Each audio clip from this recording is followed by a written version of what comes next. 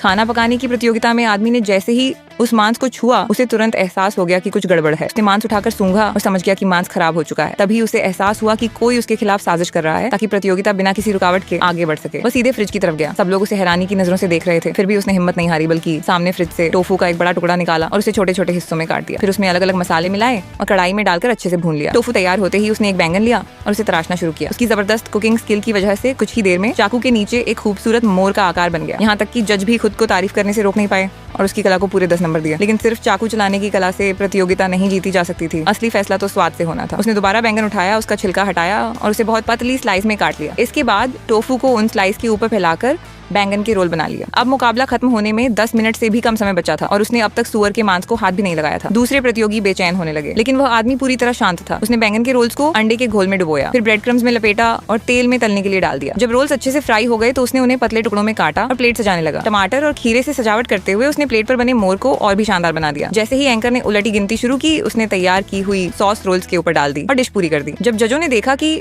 उसने पूरी प्रक्रिया में मांस का इस्तेमाल ही नहीं किया, तो उन्होंने कहा कि उसने प्रतियोगिता के नियमों का पालन नहीं किया है। लेकिन उसने कोई बहस नहीं की, बस जजों से कहा कि पहले डिश छक्कर देखें। किसी ने नहीं सोचा था कि पहला जज जैसे ही स्वाद लेगा उसके चेहरे पर हैरानी साफ दिखने लगेगी। फिर क्या था, एक एक करके सारे जज उस डिश से पूरी तरह प्रभावित हो गए, फिर भी किसी से एक लाइक तक नहीं किया।